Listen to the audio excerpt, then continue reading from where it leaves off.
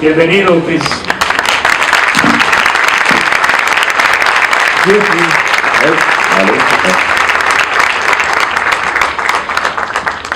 Muchas gracias. You want to stay seated? No. It's fine. Buenas tardes. It's really a pleasure to be here again, for me. But more important, it's a pleasure to receive here Chris. So as was said already by Fidel, for us it's an honor to have the presence, I think, in the first time, as much as I remember, that we have a presence of somebody who is the CEO and president of DSM Nutritional Products, having the global responsibility of this business. So Chris, it's a pleasure to have you here. Thank you very much for being here. And also, a great pleasure to have with us Luis Magalhães. He's the new Vice President for Latin America Human Nutrition Health. So Luis.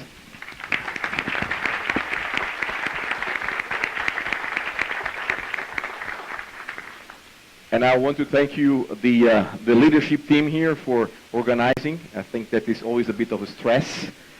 When you have one boss coming, it's very stressful. When you have three, it's then a catastrophe. Yeah? So from that perspective, thank you very much. So I said to Chris in the way in that, I mean, this crowd here, you guys, you are very curious and you're very interactive, and you normally ask a lot of questions. Don't let me down. Okay? Otherwise I have a problem. You can say, man, you're a liar. I don't like to be a liar. So we will have time to have a lot of questions. But what we will do here is just to present a little bit. We'll stay here together in the stage. Chris is, of course, I mean, he will bring a lot of news and interesting news on the globe. And now we'll just share with you some of the news for Latin America. Chris, please, you can introduce yourself. The floor is yours. And once again, welcome here. Thank you. Thank you. So I'm sorry, no hablamos español.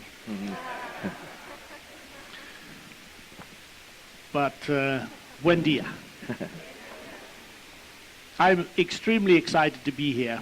And everybody's saying, why is Chris coming to Mexico? Any idea why I come to Mexico? Let me tell you. I love Latin America. So nobody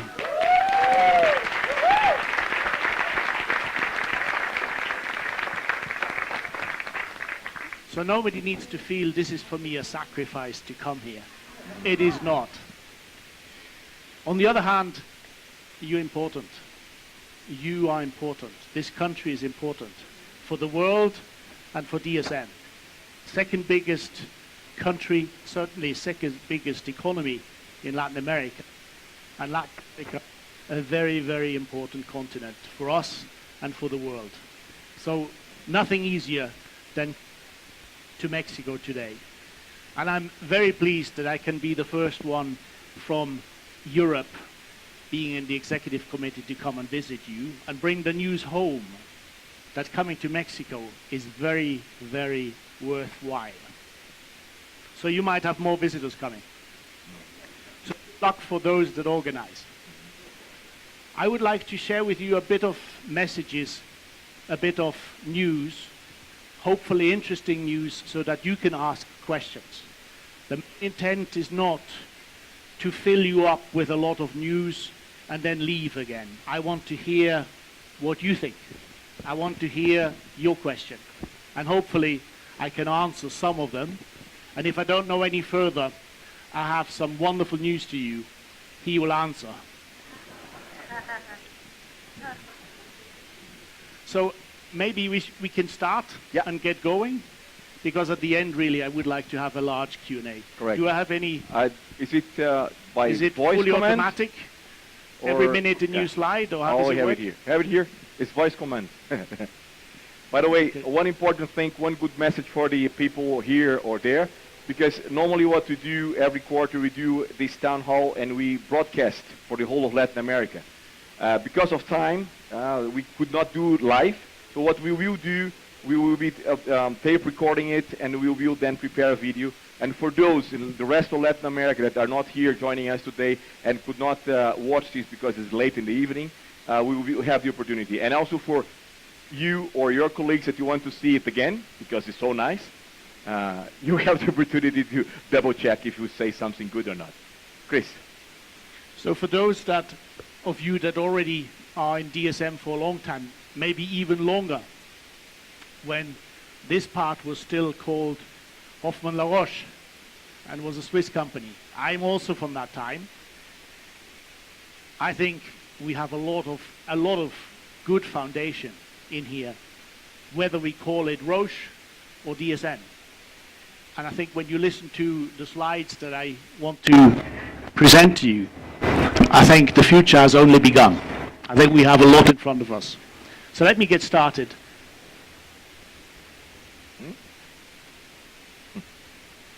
Yeah, here it goes.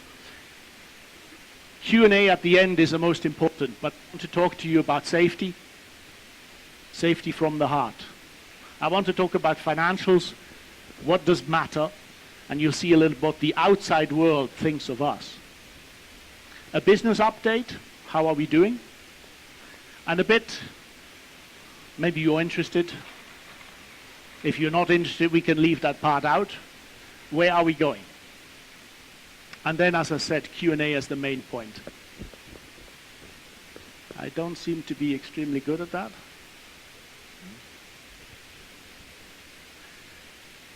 This is a simple graph. It shows the frequency index of our accidents. Mishaps in DSM, that's red, and in DNP. Now there are two messages here. One is, we're doing very well, and actually a bit of a special note from me, DNP is doing better than DSM for the first time in a long time. But there is a but.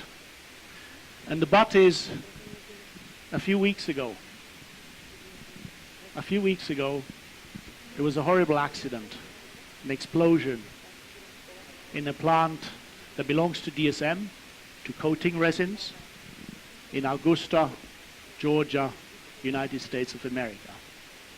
And one person, very young, contractor, but 28 years old, wife, 2 kids, lost his life. Lost his life. That was not necessary that he lost it. Many, many issues, many mistakes, many happenings led to him losing his life, and his wife and children having no father or husband anymore. When you look at this, it looks like a metrics. It looks like numbers. It looks like just something far away from us. When you lose a loved one, when you lose an employee, when you lose a contractor, it's not about numbers. It's about something else. Something else that we should remember is not linked to DSM. And it's not linked to these premises. It's linked to our lives, our homes, our country. So when you do something that helps safety, don't think you're doing something for DSM. You're doing something for yourself. No matter if you're here, at home, on the way from home to work, or whatever you do. Because your family wants to have you home safe every day of the year. So these numbers just represent the facts. Behind it is us caring about everyone in this room and everyone at home. I hope you take this as those two messages. We're doing great, but an incident with a death in the United States changes everything. And we start from scratch. Now, how are we doing in LATAM? Mauricio, if I can manage this, you Should. Where do I need to focus on? Here? There? Yeah. Now it's maybe one too much. They said, no, it's okay. That's Latin. This is Latin America.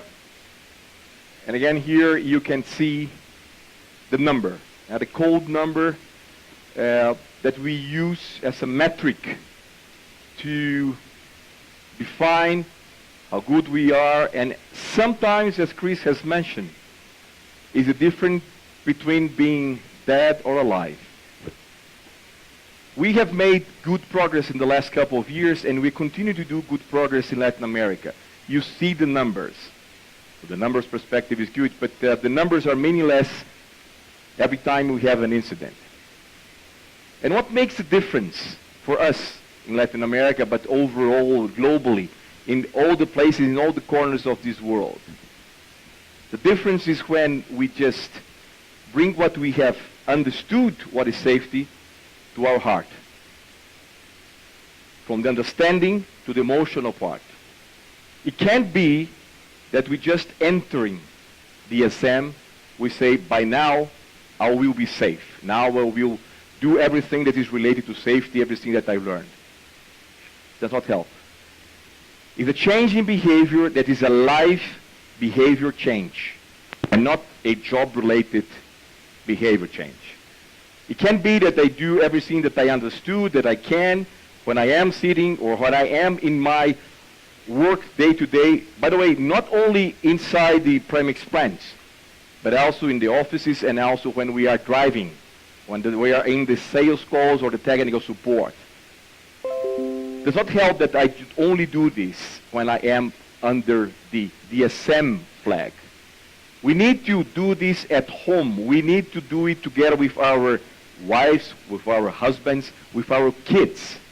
We need to transmit it. We have no possibilities of changing a lamp and say, yeah, I just take a chair. Why should I take the adequate ladder to do that? Yeah. I go in the morning to buy some tortillas, and then I have the bicycle or the motorbike, and I say, yeah, it's just at the corner. I don't need to put a helmet. Or I take the car and I don't put the seat belt. Or I just receive a call and I take the call once I'm driving because it was a very important call. It does not work like that. We need to bring safety to ourselves. And this is the only way that we will bring to the people around us. We are doing great, but in this year we have seen in Latin America, we start to see the tip of the iceberg, and this is a bit of a concern. And I want you to really bring this message to you about how important is safety for all of us, and moreover for your families that are expecting you to go home the same way you come here. So please, as has been said, safety is written on ice, and it disappears very rapidly, and if we're not taking care of that. So I urge you, and I ask you, and I beg you, please, pay attention how do you do things. And if it's not safe, simply don't do it. And if you see somebody doing something that's not safe, stop them. Stop him, stop her. Either we do something safe or you don't do it. And then we can continue, and it's possible to have an environment. We have been showing here, we have more than almost 4 or 5 years in the premix plant and animal nutrition that we have 0 accident. This is possible. This is not a dream. It's feasible. And let's do it together. Chris, how is it doing now if you go? I'm not successful. To financials. Yeah, works. Like this works much better. So look, these are the numbers that we just posted. Talking about safety. I'm fine. Talk about safety. You need under control. You need to come a little bit here, otherwise they will have a heart attack there. It's not because of you, it's because of a heart attack here. I'm glad you behind didn't see how narrow it is here. So look at these numbers. They're just what we posted for the 3rd quarter of this year. And you see the 3rd quarter alone and then the year to date, so the first 3 quarters of this year. And without going into too much details, you see there that we are doing well. We grow the top line somewhere in the neighborhood of 5, 6, 7% in the third quarter, and actually overall more like 8 or 9. That's very good. Now, not so unimportant as well is the bottom line grows even stronger. So our profits are generating steam and going further than actually the top line grows. This is what a good company would do when it uses economies of scale. So these are good results. Now, if they would be like this alone for this year, nobody would care. But it's already the second year in a row that we are doing well every single quarter. You see also how important nutrition is in DSM these days. It's the better part of 2/3 or more of the sales and the profits. Actually a bit more of the profit than the sales. So DSM, whilst being at the start of its life a Dutch state-owned mine company, is now something that we like to say different. And some talents in this world have come up with a new name for DSM. Does anyone know what it is? Yeah. Very good. I find that a very inclusive way of describing DSM, one that gets me out of bed much more than Dutch state mines. I don't know about you. So here are the numbers. How is LATAM doing, Mauricio? Oh, it's too late. And now it works. I was planning to Did you want to say something? I was planning to ask some questions before we go there. But we go back. Too late. Oh, it's too late. People are very good. fast. I was planning to ask a question, but you are very smart. You already have seen that.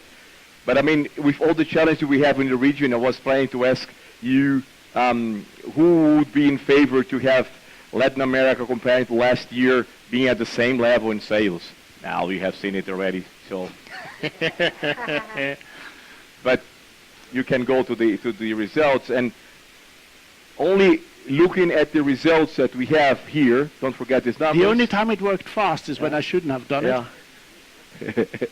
Now it's coming. And then you see at the top what is DSM growth comparing to last year. So at the first line here, you see that double-digit growth in a region where we have, unfortunately, situations like we have in Venezuela. We have a bit of some challenges in the big country called Brazil, and we are growing 11%. Do you believe this is a good result?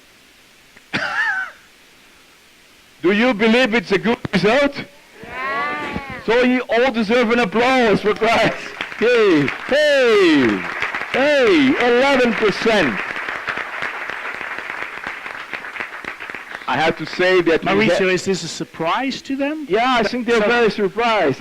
And this feels like Europe. Yeah, it's probably in Latin America. Yeah, I was expecting people to shout, yeah, yeah, 11%. I think no, perhaps it's because you're looking at the Mexican numbers. We're not doing that bad in Mexico either. So we are growing there. Of course, I mean, there has been some challenges. You know better. And I think that if you see the actual numbers, everything in DNP, comparing, this is up to October. We have a couple of months to go, and I'm pretty sure that these numbers will look even better. Correct, Enrique? What is Enrique? Cornelison? Yeah, it's just, September. Oh, sorry, it is October, but here's September. Okay, it's just to confuse you. Thank you, Fidel. In any case, the results, if you see the results are good. There is a tricky part here in the ruminants business. That is ruminants business in Brazil. And there we have had a lot of tailwind coming from the exchange rate. We're expecting, a very challenging exchange rate between the reais and the US dollars. And then it's better than we have expected. This is the reason why we are growing like that. But said that, if you look at animal nutrition regionally, 8%, human nutrition 7%, personal care 6%. DFS has had a couple of challenges all over the region, 3%. But the engineering plastic that is coming from a small base in Dyneema material science, also growing very, very, very, very good. So all in all, I think there is possibility in this region to grow nicely, even when we have a challenge, what is the macroeconomic situation. It's about how do we reinvent ourselves. It's about how do we look for the business and transform opportunities. Every time we have a crisis, I keep saying that there are opportunities. Are they in front of us? Sometimes. Do we have to look after that and not only finding the opportunities, but transforming these opportunities into business? Yes. This is what we have to do collectively, and moreover, our business gurus, and we have many. So I'm very proud with this result. Honestly, I think that it's a great result, although depending on the place of the world, you say that can be a not too bad result. I still believe it's a great result, and I keep really thinking that it's just the start of a great journey that Latin America is taking off. We are growing in human nutrition this year after a couple of years being stagnant. So yeah, we are here to win this battle because we have all the aims. Mauricio, at this moment... I was expecting somebody to say, yeah!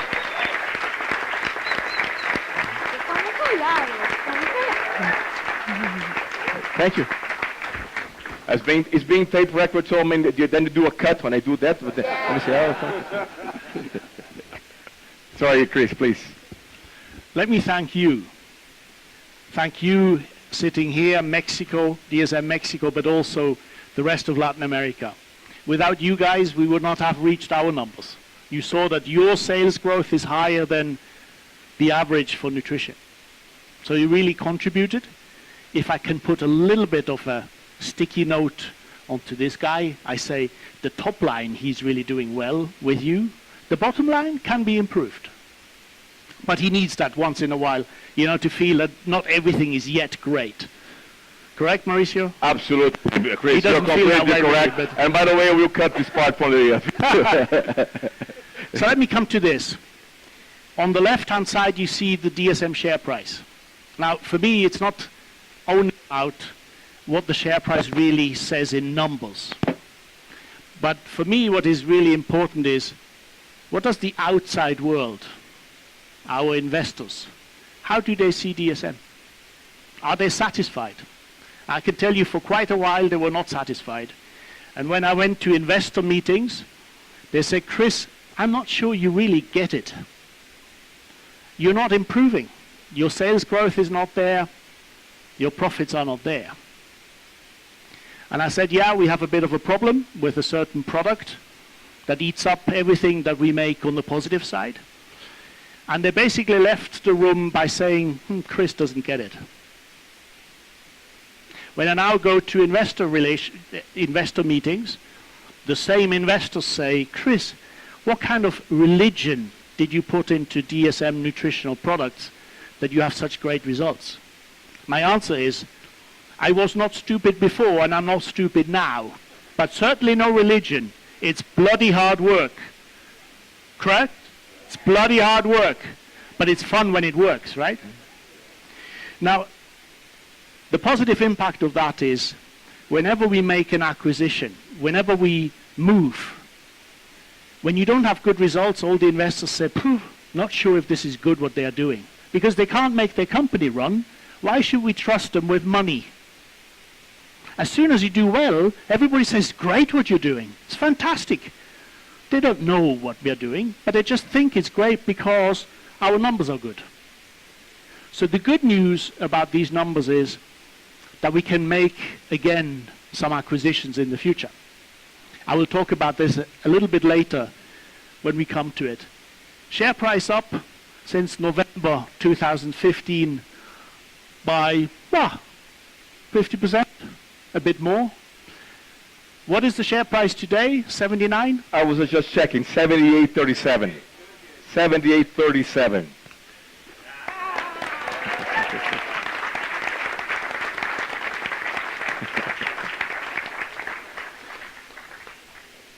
That alone is not enough for us. We have a purpose. And the purpose is make DSM great and help the world around us even more, right? You said, what does DSM stand for? Do something meaningful. I think we're doing something meaningful in many ways. And actually you in Mexico have done many, many meaningful things. In your cities, in your villages that you're working, in the company itself. But now, for the first time, we are recognized. Fortune, many people when they hear about the Fortune magazine or Fortune, they think about Fortune 500. What does that mean, Fortune 500? Or what does the country north of Mexico think about Fortune 500? Enrique? The top 500 companies are obviously with a view of the United States, right? Because the world is basically the United States and the rest. So the top 500. Now here's something different. You see they missed a zero. This is the top 50 actually. The top 50 companies that have done something really meaningful in the world. And we came in second. Now the interesting thing is,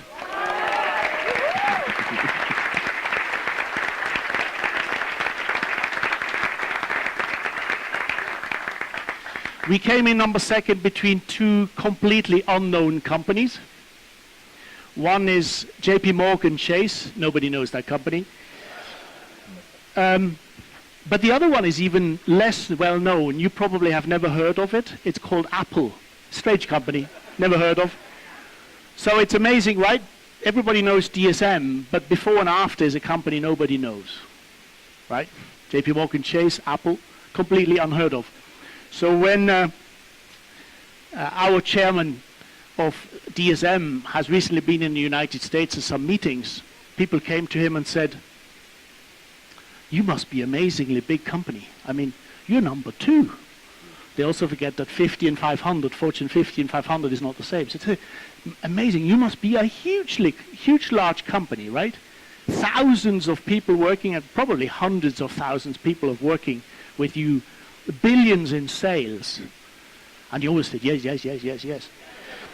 And then he went home and had a fantastic champagne to enjoy one day of being on the top of 500 with the top of 50, meaning he felt like a CEO of a company of hundreds of billions of sales and 100,000s of people working in it. So you made Feike a very nice anniversary by being number 2. Now, does size matter? I don't think so. I think the great thing about this is it's not about size. Nothing is really linked to size. And I always remind everybody and myself most, happiness is also not linked to size. So we are happy that we have that, but we're even more happy that we have something to live for beyond the numbers. And for everybody that knows me, I like numbers. I'm good at numbers, but I'm telling you, numbers is not as good as this. So I'm liking, actually, surprisingly, the right side of this chart more than the left. Now, I'm not unhappy with the left either, I have to say. Business update. I want to talk to you about D&P, and for those that are in DFS or any other business in DSM, forgive me for focusing on D&P. And if I can give a good excuse, I might make a mistake talking about other businesses, maybe because I'm so fond of D&P. So forgive me for doing that. And you can certainly, nevertheless, ask questions about the other businesses later on. So what are the 3 success factors why D&P is doing well? Yes, I'm careful, don't worry. The first one is we have a fantastic business model. A unique business model. On purpose, it's small. It's very simple. We have damn good products that are all produced in a very cost-effective way. And we have people like you that make out of these products great solutions that customers want to buy. It's very simple. When you look at our competitors, what you will find... No, it doesn't work. That's not what I wanted. I go back. What you find is either our competitors are on the left, they have also products, or they're on the right, and they also have customers and solutions. We're the only one who have both. We are the only ones who have products and a lot of people in the different countries with close contacts to customers, producing solutions with premix like you have it here and other things. That is huge, huge benefit. It's too little time today to go into the details what benefits there are. Maybe you have a question. But they are so big, these benefits, that all of the competitors envy us for that position. When you think about a simple kind of link, the left not only gives products to the right, but also a lot of innovation. And the right gives a lot of customer contacts and news about what customers want from us to the left. If you miss one or the other, you're in deep trouble. That's what many of our competitors face. Now the second thing that I think helped us is an improvement program. Again, it's very small. It's not meant that you read everything that is there. But essentially, we have put together a comprehensive improvement program for DNP that links with growth, but also improvement in our manufacturing, because we sell more, we need to produce more at lower cost. It's actually working. It's actually working so well that some of those great results that you have been seeing come from that program. Last but not least, hopefully, is this. This is about the real stuff here. This is about you, it's about people, it's about our organization, how we do business, how we feel working together, how strong we engaged in DSM, how strong we are engaged for our customers, how much does it matter for us to be here. And we went through quite the journey. The journey included a strategy that we needed to implement. The journey included loads of acquisitions. Acquisitions meant stress, but acquisitions meant a lot of new colleagues came to the party. And they brought some really, really great insights that we didn't have. And I think hopefully we brought some insights to them. But it took time. We had a lot of capabilities that we were missing. We're building them on the go. But last but not least, the top right is, if we feel engaged in this company, we really can do great things together. And you will see afterwards, and here's the culture that I love so much. That's why I love to come to Latin America. When you see the engagement results, guess who tops everybody? Switzerland. No way. It's cold there. You guys. Latin America has the highest engagement results ever.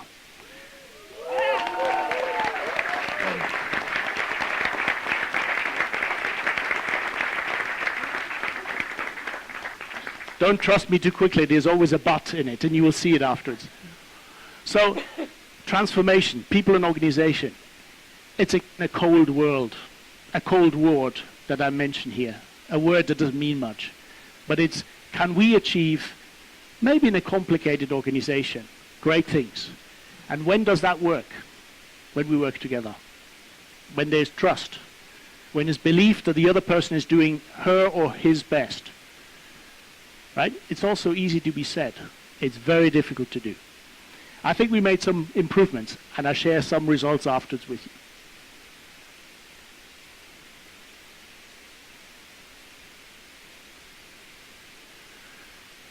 Two little side notes on animal nutrition and human nutrition I can't do without, because I think these businesses are just fantastic to have. We can be very proud to have those large, globally leading businesses in our company. Now, when we talk to the investors, one of the key things that they ask all the time is, Chris, why is it possible that you can say you grow more than 5% every year into the future if the market itself grows only 2 to 3%? Are you just arrogant? Or do you have to say that proves for us why this is true, or could be true? What we showed to the analysts 2 months ago was this for animal nutrition. Well, we basically said our business alone is about 2 to 3% growing, and it's missing on this chart. There was something there that got missed. But we have a few things that make us grow beyond the 2 to 3%. First, premix. Premix gives us the possibility to be much closer to the markets. So if you talk about competitors in animal nutrition like BASF, if they produce, currently they're not producing, but if they produce, they have a very difficult time connecting to customers. If you talk about our Chinese competitors, they have a bit more problems than just connecting. But we have also some real geographic hotspots. Asia, Latin American ruminants, and again Asia in aqua, that are really pushing in terms of growth. And then, and I'm probably most proud about that part, when you look at the innovation, other people would kill for that innovation portfolio that we have. We are in enzymes, hugely important these days, to make out of less food still enough for the animal. It's production, it's efficiency. Antibiotic replacement, eubiotics as we call it, a hugely important topic for us in the future, when all antibiotics get banned, not yet in Latin America, but they're banned in Europe, and the consumers banned them just now in North America. You might have heard of Clean Cow, a product that can help to reduce the methane gas emissions from cows in a world where everybody talks about climate change. And last but not least, Green Ocean, a product that can help to make sure that we don't feed fish with fish. 10 times as much fish, maybe 3 times, 4 times as much fish that you eat, the fish eats before, to be ready for your plate. That makes no sense if those fish are needed for other fish in the ocean. So how can we help there too? Clean Cow and Green Ocean was some of the reasons why we landed on the Fortune 50 list. Some of the reasons. Our help for malnutrition were the others. But those are the key points. Oops. Here are a few pictures. Yes, we said we would not acquire anything at the current moment, and yes, yet we did. We said no acquisitions at the point in time, but the truth is we actually made an acquisition. Where did we make it? In Holland, of all places. You might say, why the hell do you buy in Holland? Why not in Mexico? You'll be astonished to hear that our market share in animal nutrition in Holland is much lower than in Mexico. It's a bit of an oxymoron, isn't it? So here's an acquisition. We opened recently a premix plant in Shandong. It's one of the major provinces in China, a huge premix plant. And as usual, when that gets opened, a lot of prominence comes there. I turn a bit to the bottom side. You see Insight Tracker. It's a collaboration we're doing like personalized nutrition in animals. How can we learn more from genetics and diets of flocks of birds, for example, chicken, how to best nourish them? Then we have something here called Veramaris. This is the new name of Green Ocean. Why did we have a new name for Green Ocean? It's because we build a company now.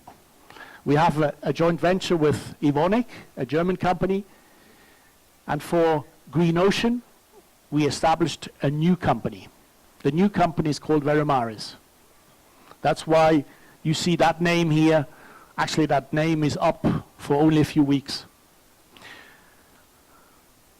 Project Bond. Anybody in here from animal nutrition knows what Project Bond is?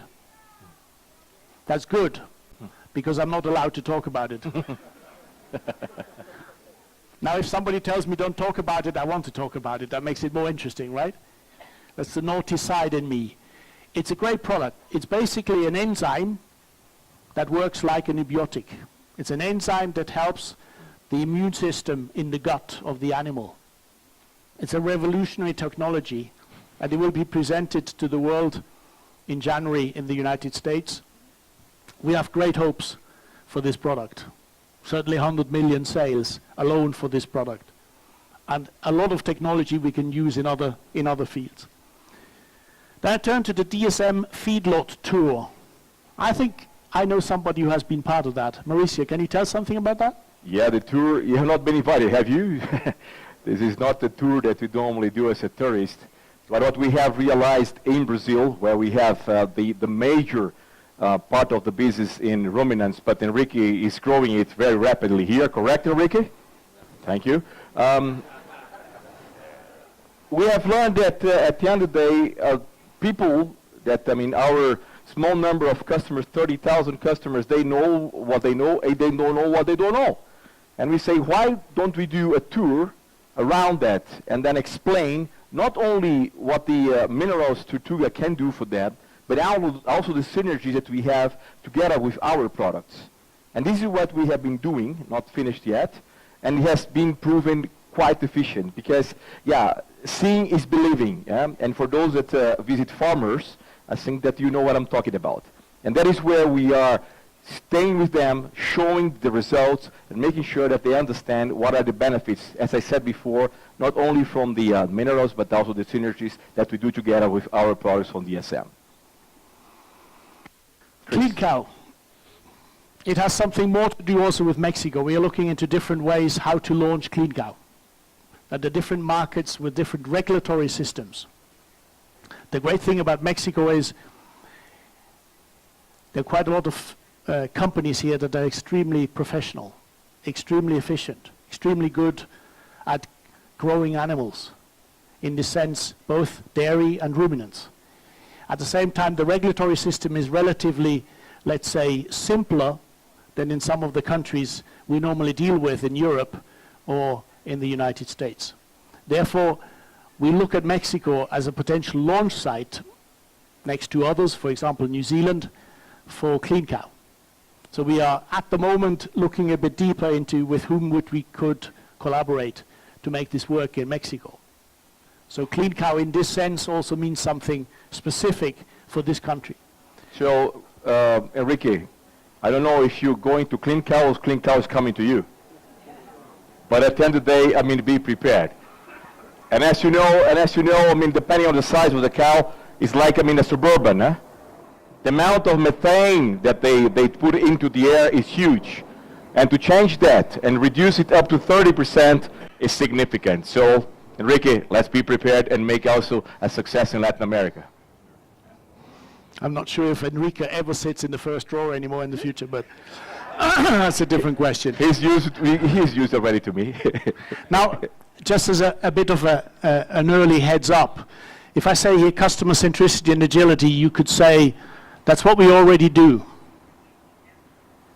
But we have started a program across DSM, especially also in DNP, to look a bit further into how can we improve the face of DSM when looking from the customer in, rather than from looking from ourselves out. Because when we look out, we always look great, right? When you look from the other side, blah, not always so great. Some customers are very happy with us and say that as well. Some people are also not so happy with us and say that also, right? I think it's a special moment now and in the next, let's say, 12 to 18 months to show that we are a great company and deal with our customers in a very professional way. You will see afterwards, I'll talk a bit about the special situation in vitamins. It will teach you a little bit more why, right now, being close to customers could be really important in order not to become arrogant ourselves. Because we have a fortunate situation for next year, and we need to make sure that the customers after that year still like us as much as they do now, or even more. So there's a program coming to your shores, not only to Enrique, by the way, to leave him out for a moment, to all of us, to look into that a bit more in detail. It is already ongoing, but it probably will hit you somewhere early next year. But it's about dealing with customers better. It's not a cost reduction program, so nothing of that sort. It's dealing with customers better to make our story and our numbers even better. Let me go to human nutrition. Here actually the slide is still intact, that's helpful. So here on the left you see the markets, the different segments that we have: dietary supplements, early life nutrition, food and beverage, and pharma, all very much all present in Mexico. And you see on average about 2 to 3% growth if you take the weighted average. And we say to the market, no, we grow at least double, more than 5%. And you see as well, it's different markets that play here a big role. It's actually Europe. Amazingly, Europe does well. Asia, that has done very well. And Latin America, especially on food and beverage. I think when I asked Mauricio, he wanted to have Latin America on every market segment, as you can imagine, right? But if we are a little bit truthful, he wants it that way, but he thinks it's also the truth. I have that also. When I want something, I think it's the truth. I have that also. I don't know, it's probably not prevalent around you, that if you want something, it's also the truth. It's kind of human, right, to feel that way. But what you see is also Fortitec premixes. Fortitec premixes? Really? Is it Fortitec? Or is it our premixes? Let's call it DSM premixes. They have made huge, huge headway. And I thank you very, from the bottom of my heart, here in Mexico, how well you have managed on the premix side, whilst we had a lot of problems in other parts of the world. Last but not least, eye health. Who doesn't know what eye health is in the room? Anybody? And nobody dares to say yes, right? Nobody wants to stick out its head. So eye health is our B2C business. And a year ago or two, I would have said it's our e-business, our B2C business in North America. Not anymore true. It's our B2C business around the world, already with about 30 million in China in 1 year. 30 million sales in China after such a short period of time. So really growing. What are some highlights? Before you go, just talking about truth and recognition, talking about this pharma segment. Perhaps you don't know, but I want to highlight here that in the world, that is one pharma premix plant. And this pharma premix plant is sitting in Colombia in Latin America. And this is truth. Totally truth, and we should be happy about that, because it's a decision that only in Latin America we have this plant. And it's great for us, because we soon will be appearing the next time when Chris is presenting here as Pharma grows. Chris.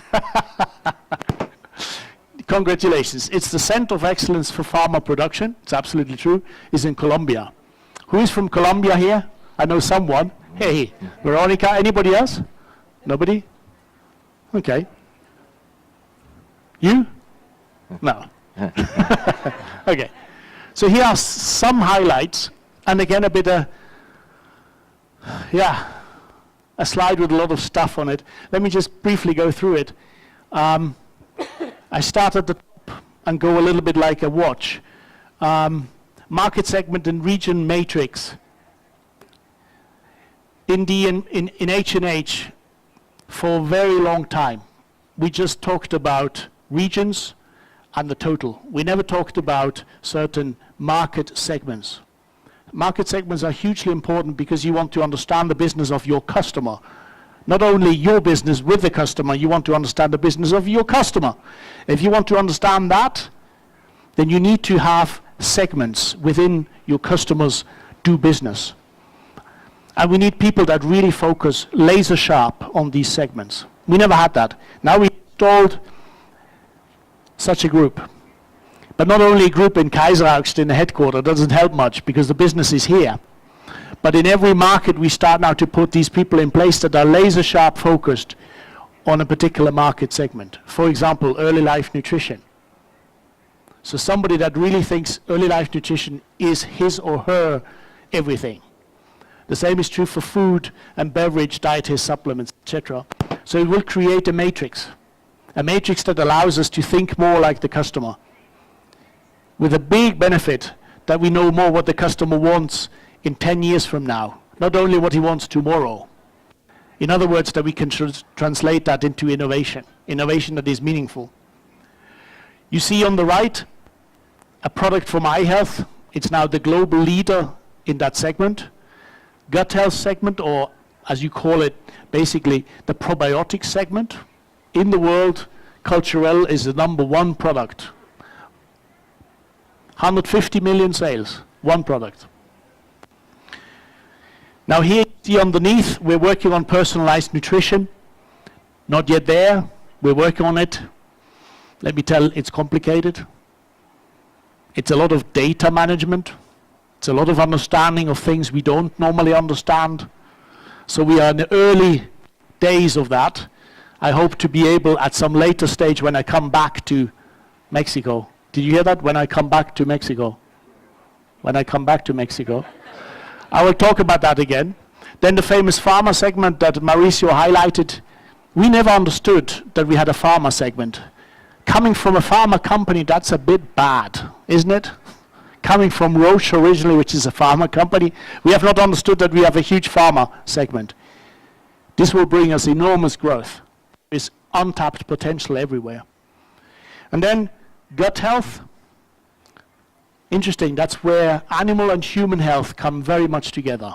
The technologies are the same. It's one of the famous talking points between human and animal, where the scientists love each other. Normally they say, it's animal nutrition, it's human nutrition. On this one, not. Because the guts are pretty similar. So interesting topic, a lot of innovation to come. And last but not least, on the top left, a very important project that you did here in Mexico that I'm very proud of. You found a way to manage a very strong arm in your customer relationship, which is a distributor. It can be very strong, very good, very positive, or lousy as hell, depending on how you manage. You made a tremendous effort, and I think it paid enormous dividends. So thank you for a great result. Applause.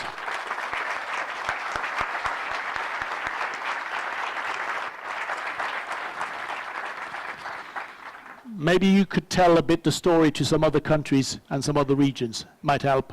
Luis, maybe. Having said that, we move a bit further to a topic that might interest you. Do you recognize the guy in the middle? Who is he? President of China. Is he powerful? Yeah, he's probably the most powerful Chinese president since Mao Zedong. And he's just going into his second term. And he has figured that while the growing middle class in China is the engine of China, to make sure that this middle class is still happy in the country called China. And he can't do that without making what he calls here skies blue. Now you might say, what's the value of a blue sky? I have it every day, right? You have it every day. How many of you have ever visited China? Hands up, who has visited China? Not many. If you go to China and you go to Beijing, you go to Shandong province, you go to Shanghai, you go to any big city, you will have a difficulty breathing. You have children having coughing problems already at early stage of their lives. You have people walking around with these kind of things here in front of them, crossing nose and mouth. You have people that have asthma, much more than in the rest of the world. All because the air is a disaster. And it's not because it stinks. It has fine particles in it. They go into your nose, they end up in your lungs. Permanent damage. You can't get it out anymore. It's a huge problem, and the growing middle class that can afford now a good car, can afford a good apartment, has one kid still, now a bit more, growingly, but one kid, they want clean air. They want rivers that they can swim in. You can't swim in any river in China. And maybe here you have maybe some animals living in some of these rivers and therefore you can't swim either. But they are cleaner. They're really not clean. Now, what does that have to do with us? I give you a little example on the right, and you don't need to read Chinese because I can't read it either.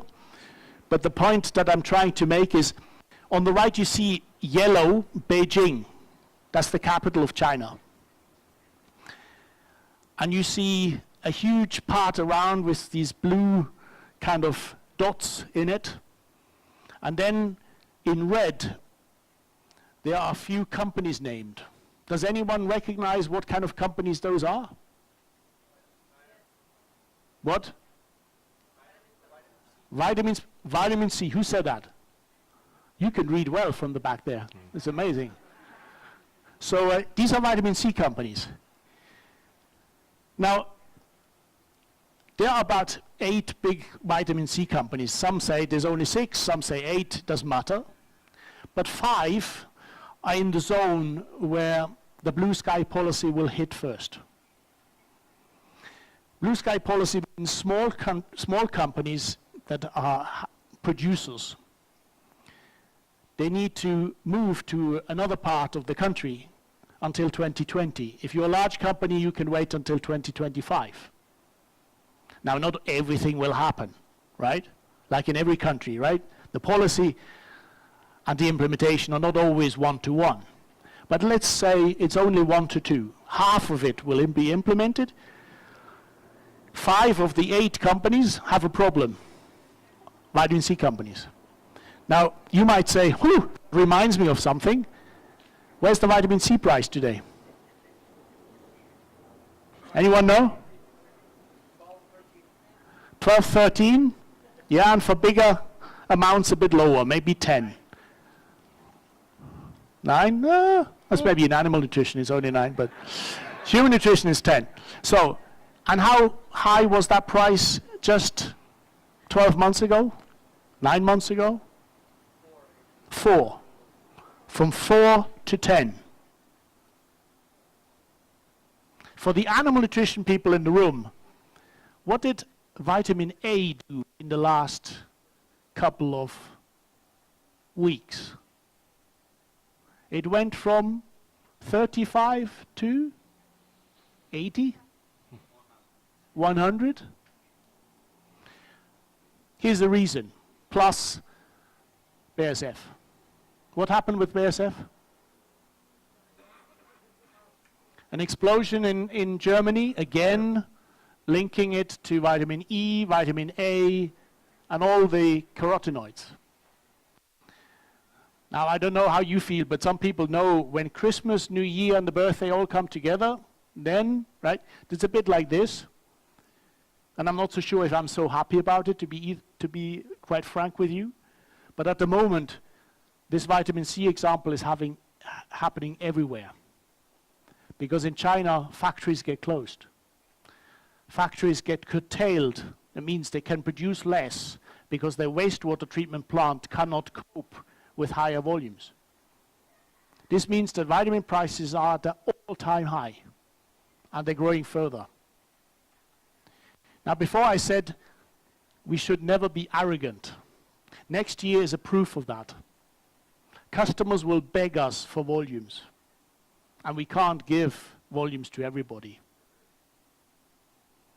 The decency with which we play this game will be how we feel in the years thereafter. Next year we will be king, because everybody wants something from us. If we behave well during these times, the future will be really bright. If we become arrogant next year, I foresee that we will fall over our own hurdle, and it will be negative. I hope you understand when I'm saying this. Customers will be begging us for volumes.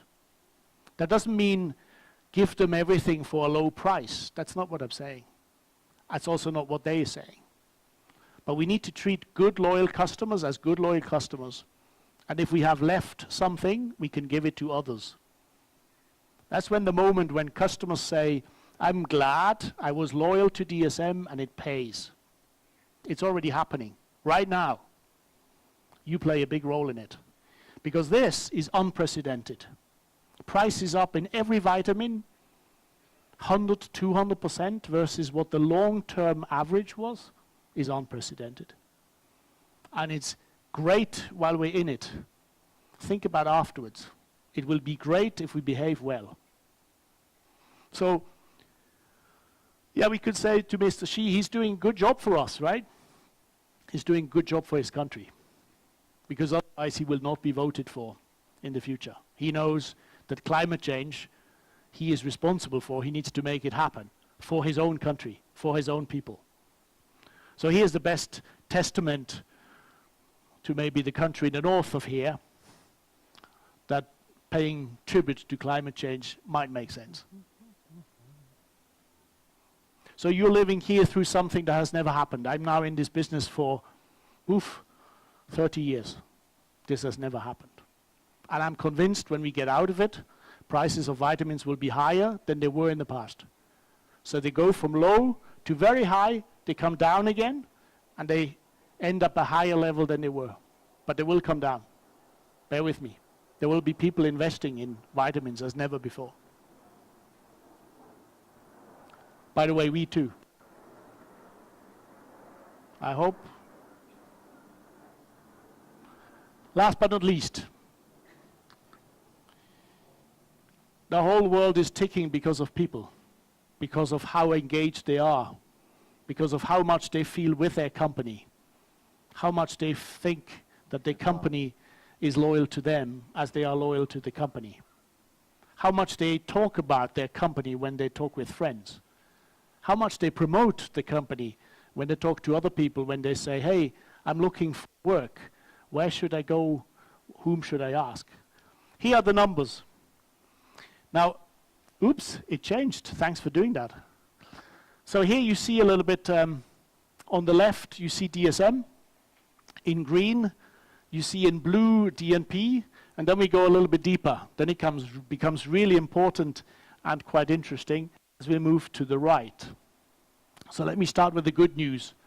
The good news is that when you look at DSM, the overall engagement, so how much are people engaged with the company, has gone up from 71 to 75 in 1 year.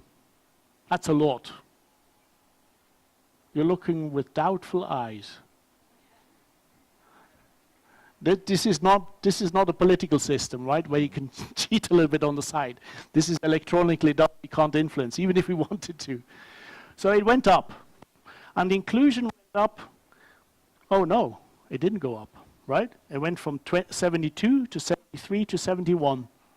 Already a little dot. Not everybody thinks that we are a very inclusive company. We might come to that later. In DNP, you see as well, the engagement index is up. The inclusion, not so much. Pretty stagnant. Then we come to LATAM. Look at the number of engagement. 10 percentage point higher. 84%. It's the highest in DSM overall. Maybe also a bit of a cultural backdrop. Maybe. Just maybe. But you see, it stays at 85. So 85, 84, I have to ask Mauricio why it didn't move up with him, but it's still the same level there. I was here last year as well. And then in inclusion, we see also a problem. From 75 to 70. Then we go to Mexico. An 80% engagement index. Very good. 66 on inclusion, bah, so-so. Then we go a step further. Mauricio, what did you put on the left, on the right? Why did we put that there? Twofold, I think, is quite important. We have been working very hard on managing the talents of our company, and then the talents are everybody, because everyone has a talent. And I think that there is something here that is in Mexico has improved, although I think we are, if you compare to the other parts, and if you compare to mainly to LATAM, I mean, we are not at the level that we should be. And I want really to make sure that, I mean, we are not only using the engagement survey for something that we say, well, give a tap on the shoulder and we are very happy, but also to learn and take this as an opportunity for us. I mean, it's not hearing just to punish people, but really an opportunity to learn. And when I go to the next point, that is the manager, and the question, what is the manager? The question of the manager is that, I mean, how do you see your manager? How engaging is your manager? What kind of feedback? How do you treat your people? How inspirational you are? So these kind of questions that gives you an idea of what is your manager doing, your leader. And this, in this case, is really your leader. It's been explained in the overall engagement survey that is not the CEO of the company, or it's not Chris, so it's really your leader here sitting in Mexico. And you see there is something there that we need to analyze. In 2015, 73%, and now we're coming down to 61%. So also to highlight that again, we cannot always say that we are great and we are getting good results, etc.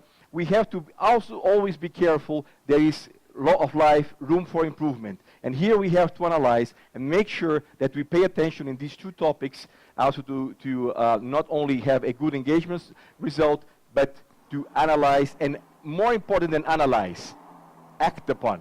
Sometimes what I've seen is that people, when they see these numbers, they start to explain. Oh, let me explain to you.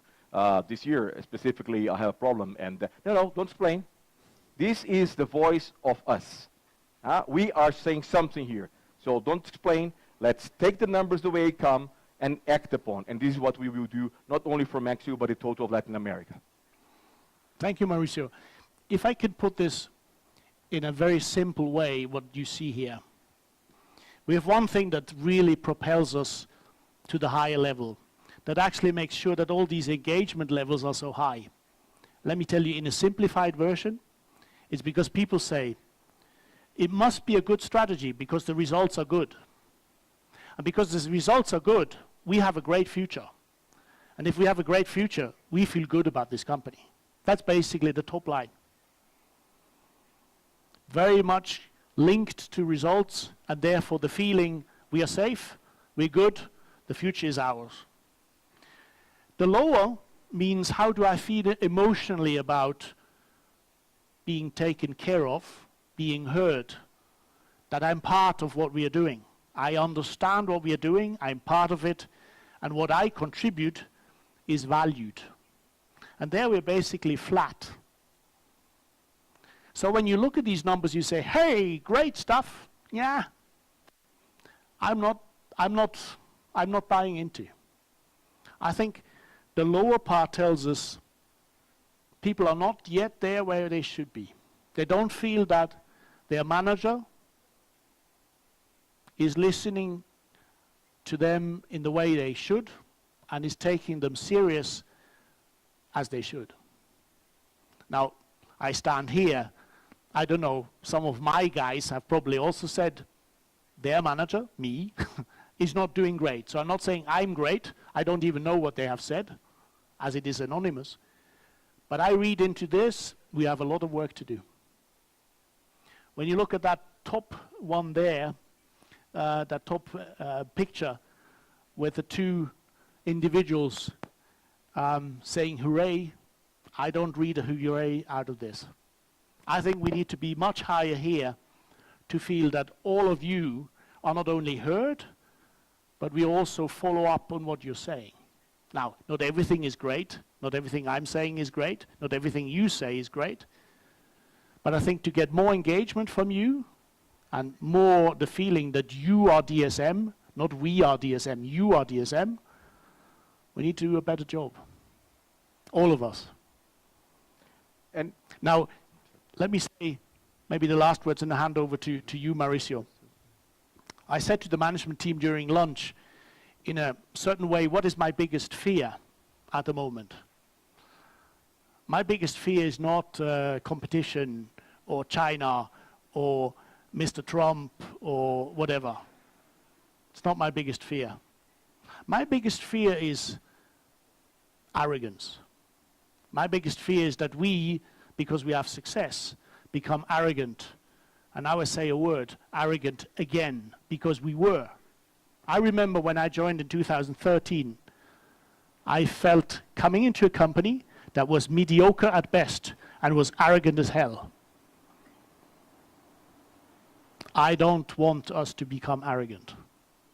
I want us to stay humble. I want us to be very confident, but not arrogant. Confident. I think our customers will love us most if we are confident and humble and bring value. If we do that, nobody can beat us.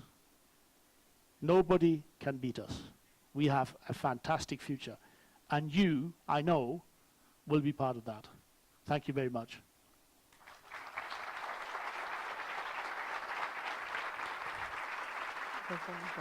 You want to say something?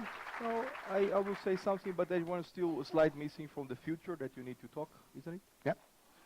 Just one word, because sometimes you have seen from what has Chris presenting, and we need to go to Q&A, that this company called DSM is a very dynamic company.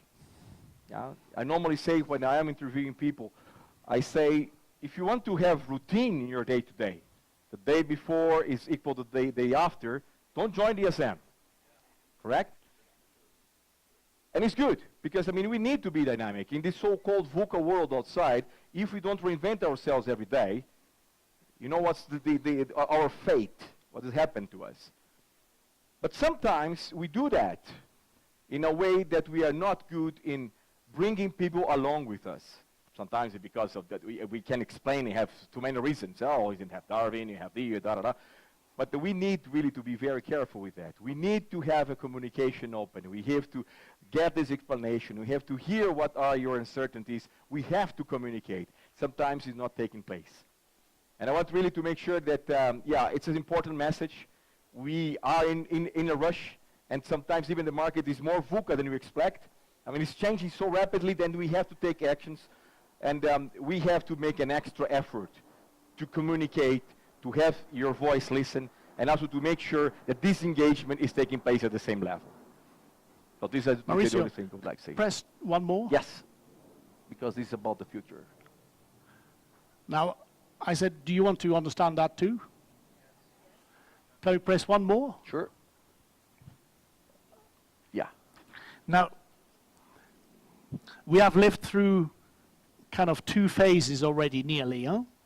We had the 2010 to 2015 time where we bought a lot of companies.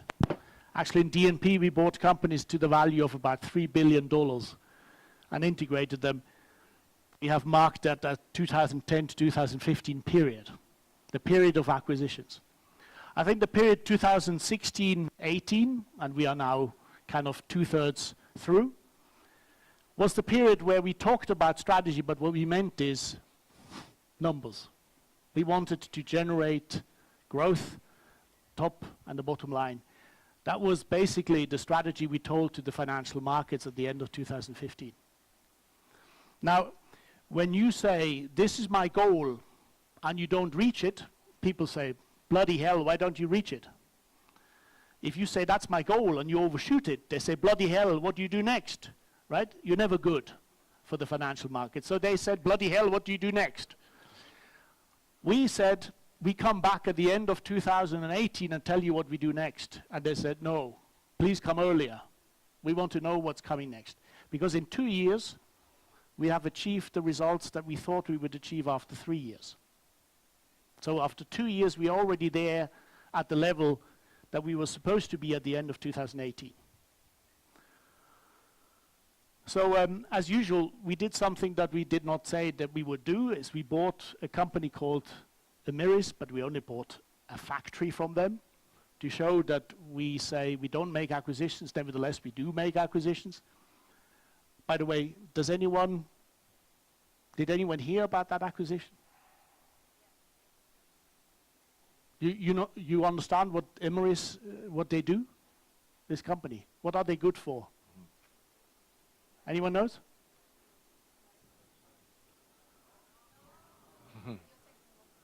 Biotechnology. So they do biotechnology. Are they good at it? I hope so, because we invested quite a bit of money. So we made two investments, two equity investments, and actually a colleague of mine and myself sit on the board of this company now. But we made two equity investments to be closer to the company, to also sit on the board and therefore steer a bit. We have made 3 major development agreements with them. to work on vitamin A, a biotechnology route on vitamin A, a biotechnology route on B1, and to work on what we call HMOs. HMOs, human milk oligosaccharides.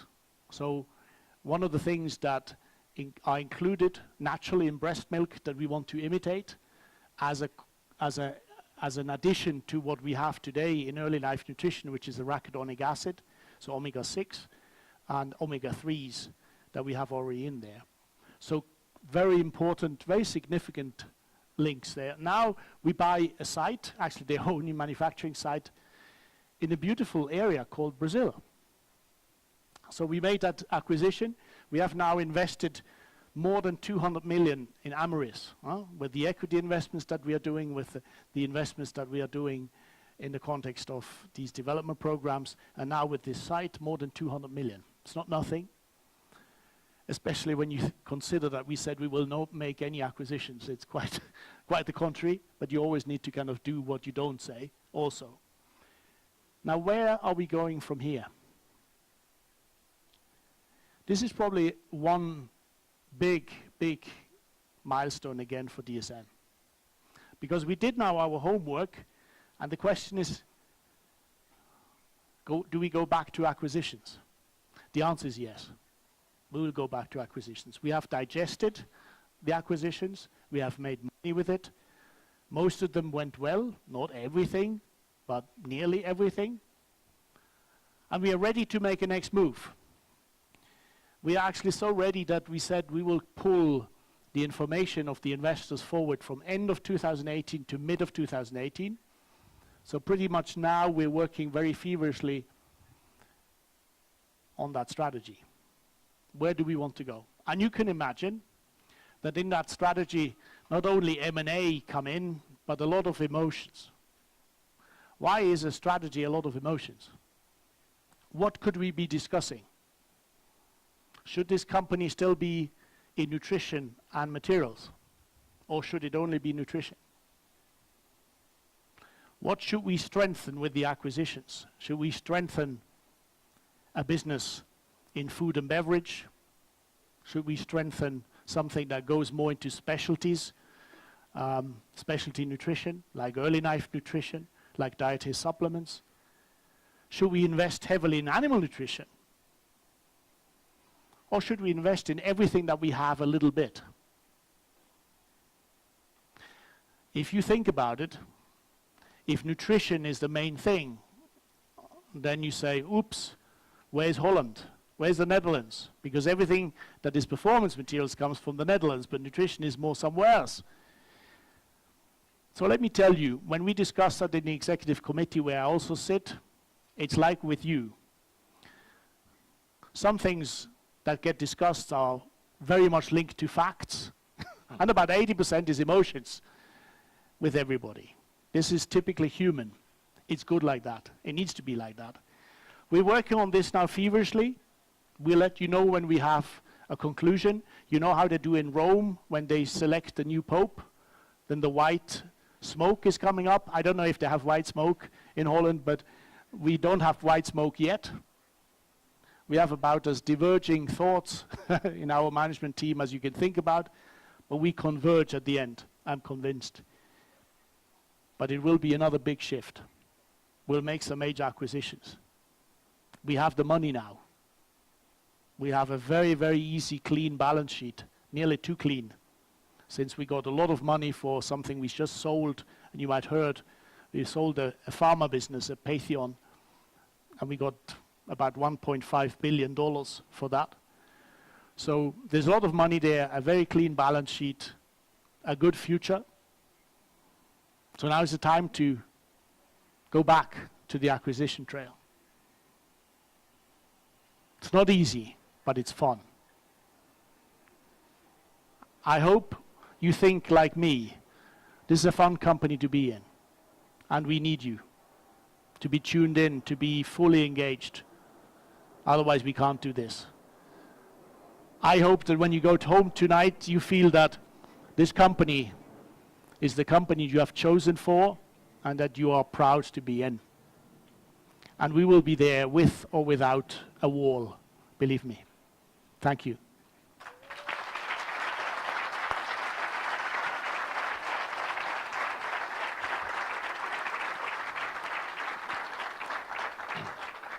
Thank you, Chris. I hope that you still have some energy for some questions. And for that, I'd like to invite also Luis Magalhães, the Vice President, Human Nutrition, to come on stage, because the tricky question is asked to him. These you can ask to me or Chris.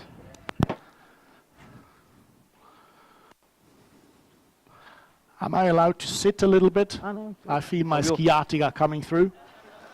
And by the way, you can ask questions in Spanish. I will then translate only the things I like. Questions, please. You're already half a liar. Don't let me down. Don't let me down. There are too many questions. I'm starting to get nervous here. One by one. Here we go. Thank you. You're savior. Well, my name is Juan Jose, and my question is, which or where do you think that we have our biggest opportunity? Is it in the technology, new markets, new products, or in the employee that work at DSM? That's my question. Thank you very much for that question. And thank you for being the savior of Mauricio. There is a prize for you later. I'm sure. I'm sure he will compensate you for that. You know, when I look at where we are strong today, then it is we have some really good technology and products. That's very much in our genes. That's where we are strong. I think where we lag behind, and when I say lag behind, not vis-a-vis our competitors, we have not very performing competitors. I'm a bit disappointed with our competitors. They could challenge us a bit more. But I think the two areas where I really think that we have huge opportunities and where I'm disappointed, which is the same thing, is two. One, innovation.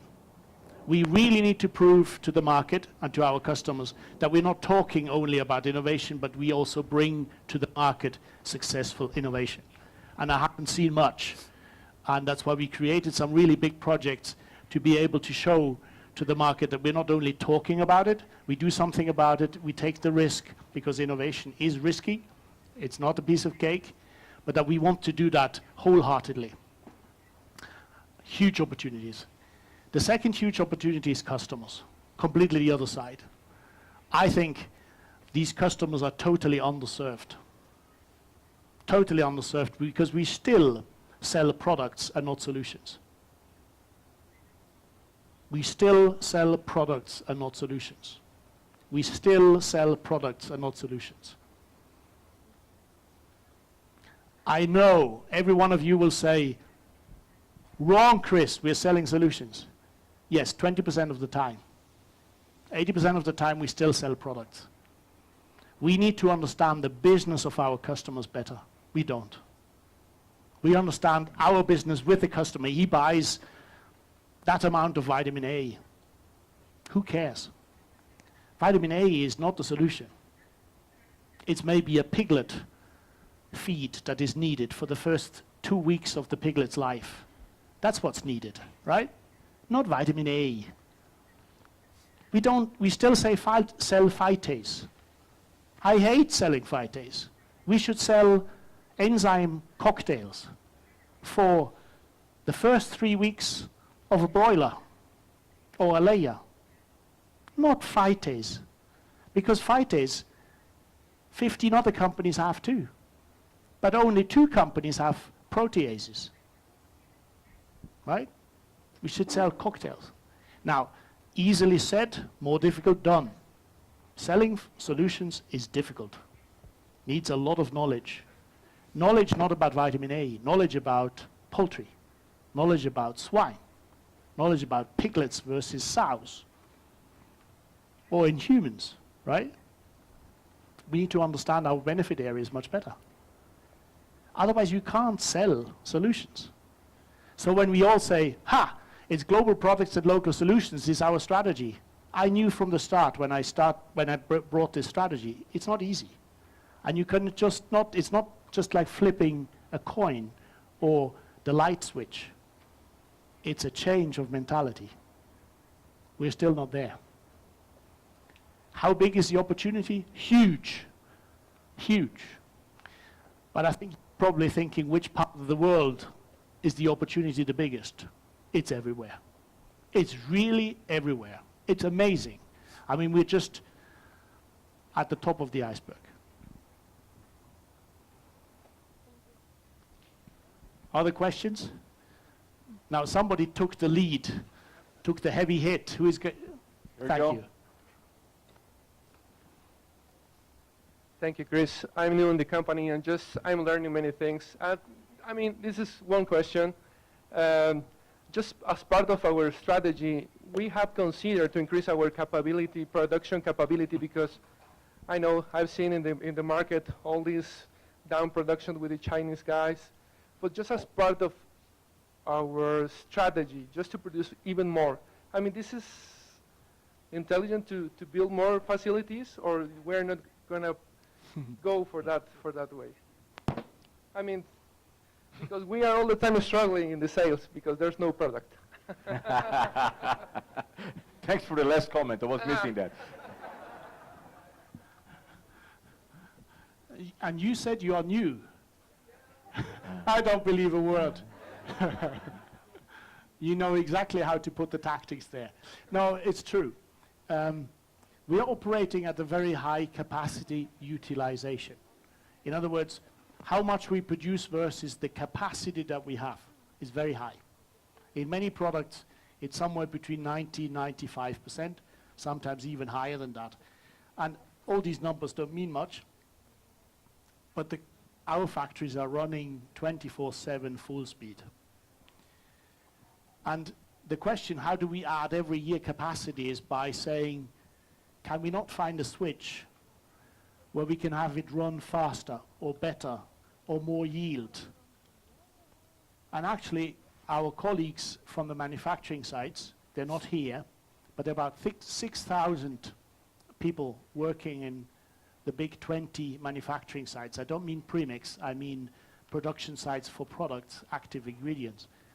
There are about 20 big sites with about 6,000 people working there.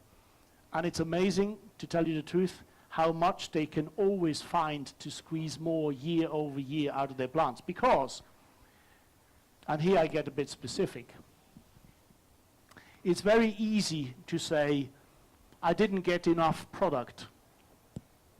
Then my first question is, what did you have in the budget? Yo, much less. Yeah, why? Because I wanted to sandbag. But then comes the most important question. So how much did you forecast? Even if you say the budget is one thing, it's a financial thing, but here's the real life, here's what I need for my customers. Your forecasts are lousy. Not only here in this country, but in every country around the world. In human nutrition and animal nutrition and so forth. And guess what? You're selling the products that we don't have sometimes instead of the products that we have. And what did I want to say with this? You are right. We're having bottlenecks. Absolutely. But if you compare with what the Chinese have or BASF, there's a piece of cake. And when you look at every year how much the producing people here in DNP produce more, every year, it's amazing. It's really amazing. And every time at lower cost. More volume at lower cost. Now for the third year in a row, all with people, 6,000 people that actually bottom up come with really, really great ideas. I'm really impressed. And nevertheless, you're right. We're tight, and people are saying, what the hell are you saying, Chris? You're not living on this earth. We have a problem here and a problem there. Then I say, how big is it? How much do you miss? How much in value is it? It's not that much.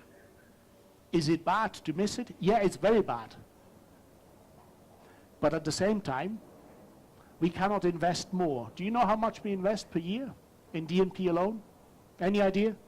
Just in capital investment, capital expenditure? Any idea?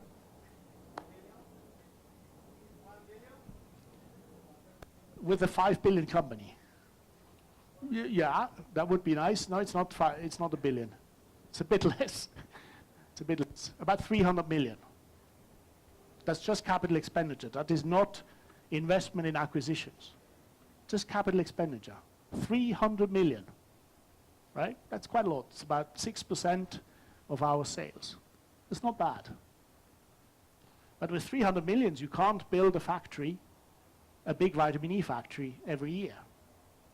So we're trying to do every step that we can, but we also buy. We buy from competitors. With a slight effect on the side, if we buy from competitors. What do you think happens if you buy from competitors? Especially in China? There's some strategy in it when you buy. What happens to the price if you buy? Goes up. It goes up. Because they think if we buy, it means that the product is short. So all the prices go up. So there's also some tactic in that, some strategy even, why you also buy. But it's also because we don't have enough money. If we would invest to improve every factory that we have to comply with the additional volumes, we would need about 1 billion, right? We can't. We can't. So you learn fast. I'm pleased to see. Anybody else? Yeah. I'm so happy that a lady comes forward. Although in this country, in this continent, I'm used that ladies come first and the guys stay behind. Which of the two ladies goes first? I'm very glad that, I mean, you're now starting to prove me I'm not a liar. Thank you. Who's going first? Let's go at the back first, and then go ahead. Gina, go ahead, please. No. You were first. You were first. Yes. Okay, thank you. I'm Minerva Gutierrez. I'd like to know if maybe in the future we could count that maybe we didn't have any more vitamins on allocation, because that's a problem. I'm in customer service, so I don't know. You wanted to really double up on him, right? No, but I would like to I know understand. that. You are the front line. You take the full brunt of all the questions and the anger if we can't deliver. I fully understand. There's some consistency in the messages here, I can say. Yeah. It feels even a little bit organized. Yes. Yes, a bit. But fair point you're mentioning that. I would say we will come with even worse times, to be honest with you.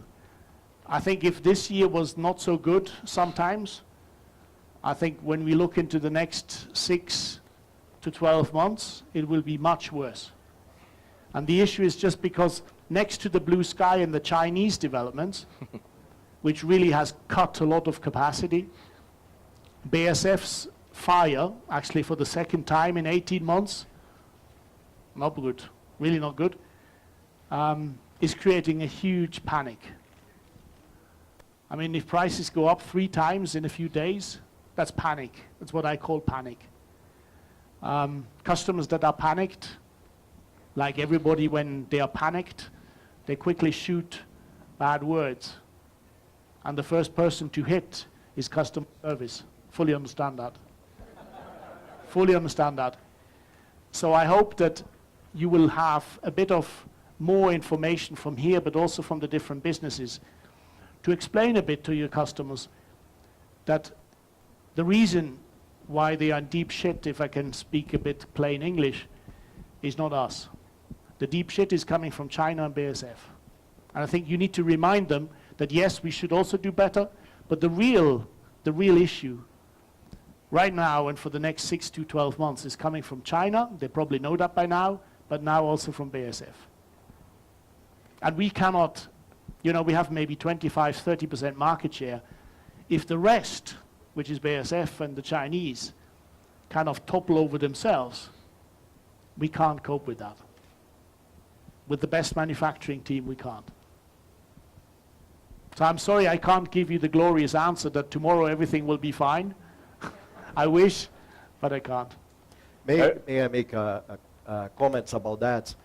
I understand the questions, regarding to this. You know, it's like a kind of sometimes disappointment, sometimes it's like why we do not have all the materials to supply our customers and our market.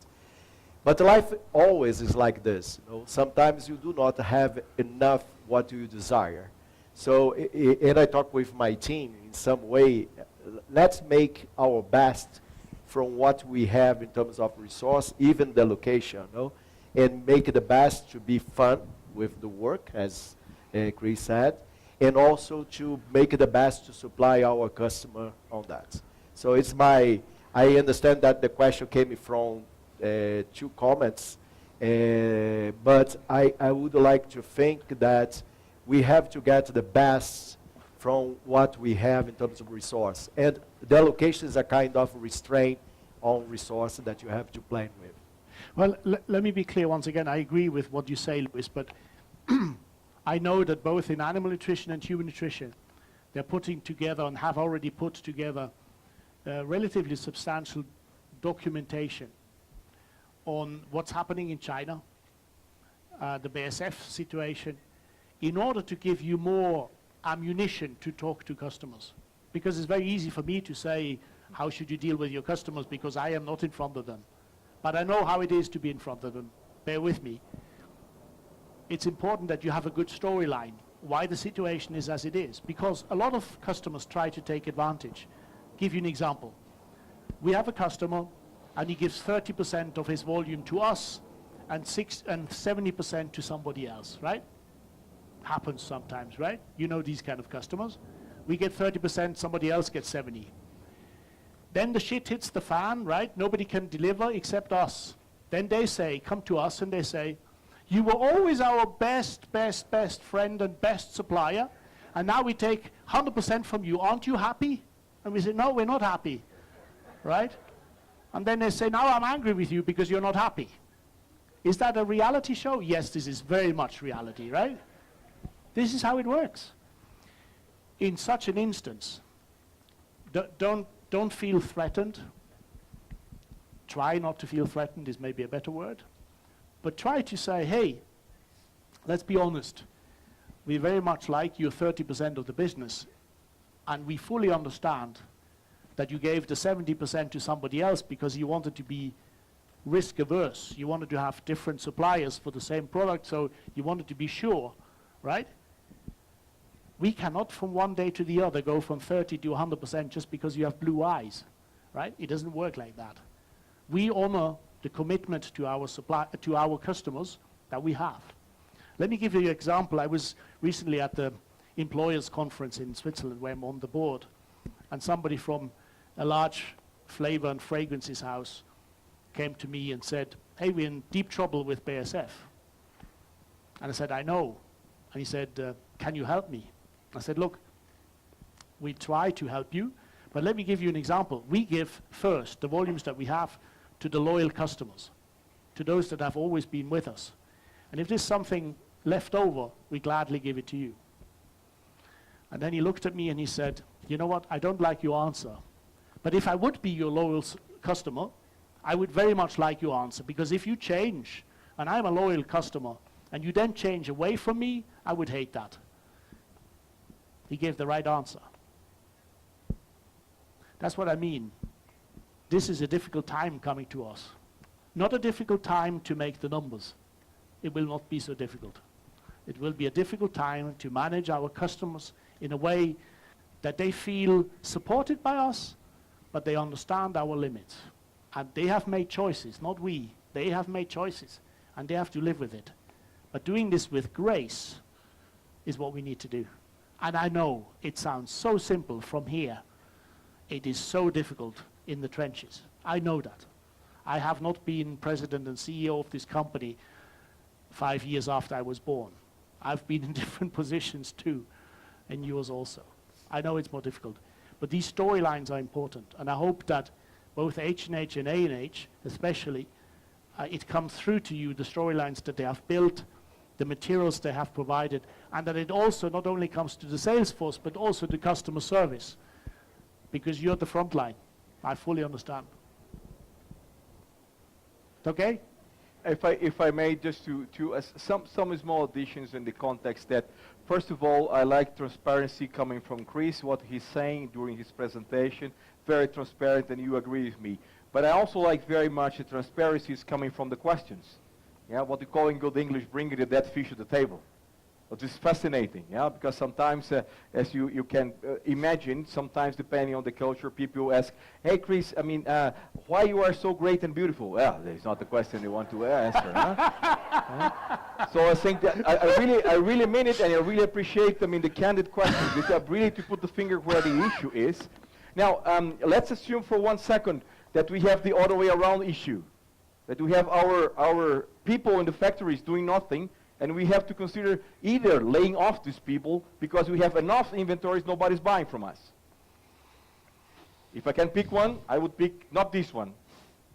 I'll pick the issue that we're having now. Of course, is it a challenge? Yeah. Do we like it? No. Yeah. What Chris said, I mean, yeah. Yeah, I can see in your eyes, even from far, that you say, yeah. Come and talk to the customer yourself, huh? Huh? Yeah, good, blah, blah, good, but I mean, come and talk to the customer yourself. No, it's difficult. I know it's difficult. And Chris knows it's difficult, and he knows it's difficult. And I think is the time now, and I have been through this a couple of years ago. I mean, if you are long enough in the same business, and sometimes it comes in waves.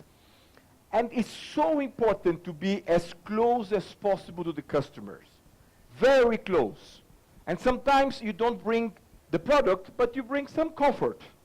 Yeah? It's a bit of being the psychologist of the customer. Really? Yeah, tell me your problems. You just listen to the problems. And what you can give back is the truth, transparency, perspective. Yeah, everything that has been prepared in a nice way. Sometimes we just don't read it or do not like to read because they say, you guys down in Europe don't understand. Or you guys whatever, even in Brazil, you don't have a clue. I'm suffering here.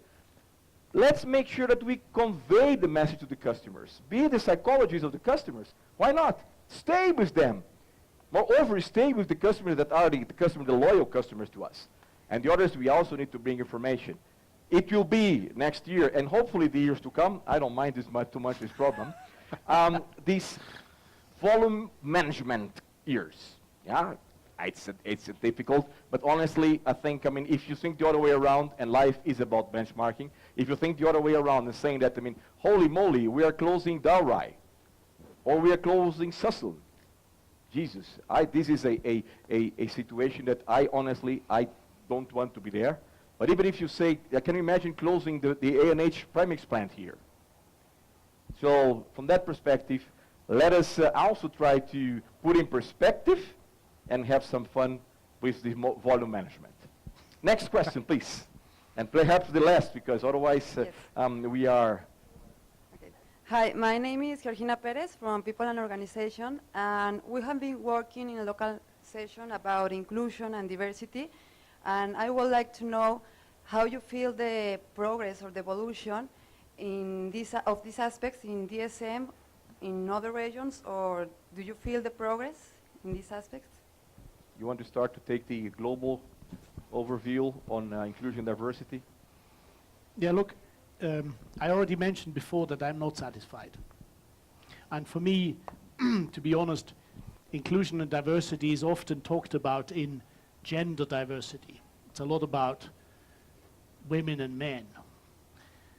Now let me tell you, that's why I also like to come to Latin America, because here I've seen the strongest women. Not when I say, do you feel in a minority, or do you feel that it's difficult in this country or in this continent or in DSM in this continent to be as a woman in DSM? They all tell me, we don't think that way. This must be something of Europe. It might be a bit something of Europe and something of North America. Nevertheless, it is a topic, if we can't solve it, will not make us a great company. If we can't solve the gender situation in DSM, we're not a great company. But let me tell you, I think a step further. If we're not really a company of many different countries, cultures, religions, I'm as dissatisfied as the gender piece. It's not only about gender. We always talk about gender, but I think we overdo it a bit. I think it's very important to have a multi-culti, as we say, company. In the building that I operate when I'm in Kaiseraugst in Switzerland, we have 45 different nationalities. 45. I really appreciate that. There are not many Swiss. Actually, my management team, I'm the only Swiss, and a lot of people are saying there must be a lot of Swiss here. They're not. Is that a problem? No. It's a great opportunity to have 45 different nationalities. It gives global perspective in-house. I would actually freak out if we would be a bunch of Swiss people there. It would be bad. Bad for the business, bad for the integration, bad for the fun of being together and doing this. So am I satisfied? No, I'm totally not satisfied. The numbers that you saw here spoke a clear language. We reached a plateau, and that plateau is not satisfactory. But if we leave that behind for a second, like Mauricio did in terms of the supply, right? If we leave that behind for a second, how do you feel? I'm talking away from the numbers, emotionally.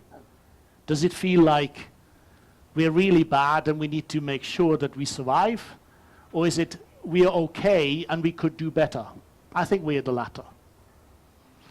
Now in this okay, but we could do better, I think we need to clearly understand which elements we could do better, and focused on this, work in a different way. I don't like to have this kind of let's do everything better. We can't do that.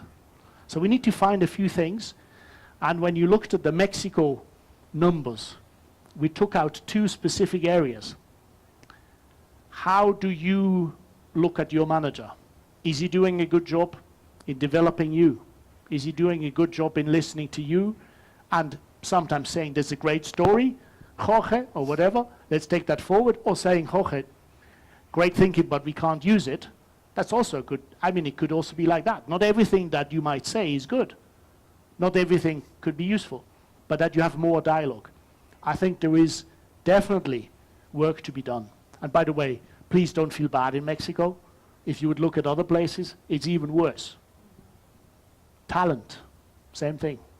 Do we really give talents a special curriculum, a special development pathway? Do we do that? Do we do it in a way that is consistent? No. Do we sometimes do it? Yes. There are really lots of people who would say they have seen a great job being done to themselves. Unfortunately, you will see also a lot of people that would say it's not the case. You will see it again with the numbers. We have a few areas where we really need to improve. But I'd like to say, let's concentrate on a few and make a real effort. And not talking, doing, not talking. That's key. When I see your face. I just, at Latin America, beat on that. If we look back in our company, I mean, we start talking about this like diversity and inclusion. Yeah. And then if you say diversity and inclusion, normally you say, okay, next, let's do a target. Yeah? 50% woman, 50% man. And after year, we have not making tremendous progress. Why? Just because it should be the other way around. It's inclusion and then diversity. Yeah? And including is that I respect you the way you are.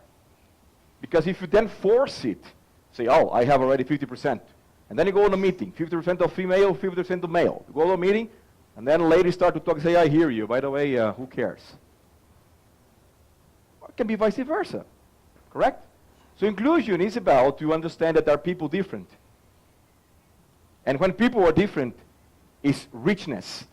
Yeah, we do much better when we have the openness and you hear and have the capability to not only hearing but actively listening to people. So one of the things we have discussed is that, I mean, globally, but also in Latin America, do we really understand why you're talking about inclusion and diversity? Because if you don't understand why, I'm just telling you, you do now. You just hire just women, or non-Brazilian, or people that have a different race than you. You do, but you don't include these people.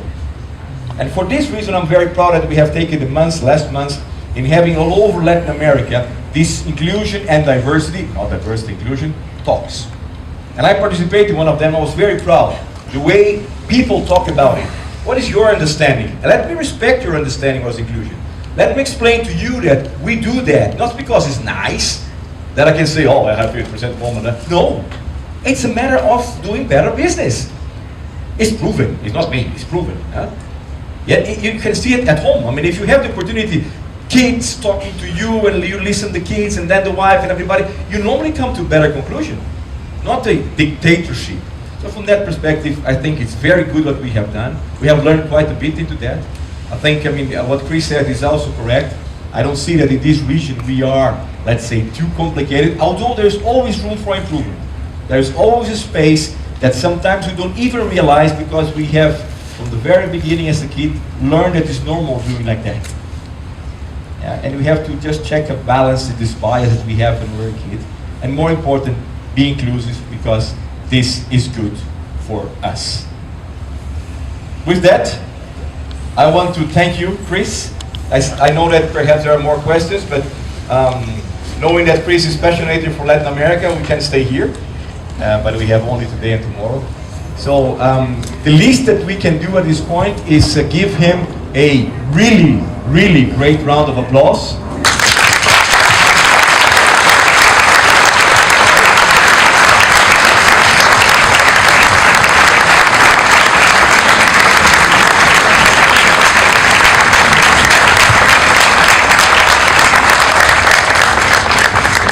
And Chris, what we do expect now that after this applause and the way that we have interchanging all these ideas with you, that is not the last time that you are here, correct?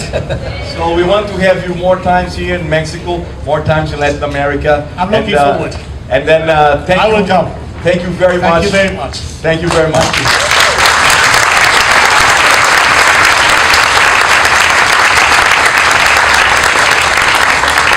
Last but not least, I want to thank you. Thank you for the hard work. Thank you for telling the customers there is no product for you. And dealing with that, appreciate it. But moreover, thank you for being here today. Thank you for your engagement. And let's continue. This is a business that has a brilliant and bright future. Thank you very much.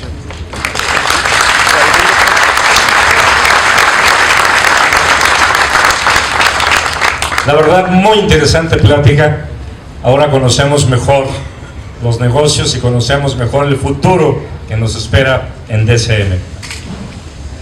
Chris, queremos darte un pequeño obsequio de México, por favor.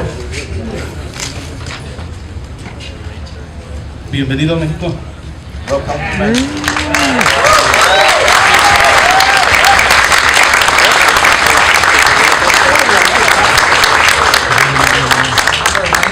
DSM, le entregas el obsequio.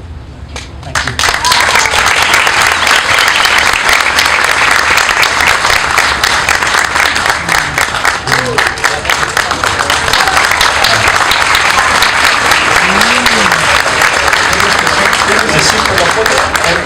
Es un artista mexicano de Guadalajara, es un artista con mucho cariño y apreciando mucho tu visita a México, Chris. Thank you. Thank you very much for the visit. Just to let you know, can you say, ¿cómo es tu nombre? Ricardo? Ricardo Blanco. Ricardo Blanco, ¿dónde trabajas? Almacén Food. Food. He's in the food supply chain, food operations. His name is Ricardo Blanco. ¿Y tú, José? ¿Cómo se llama? Mi nombre es Jesús Martín. Jesús. Soy de producción de ANH. He's working in the premix plant of animal nutrition. Thank you, guys. Thank you.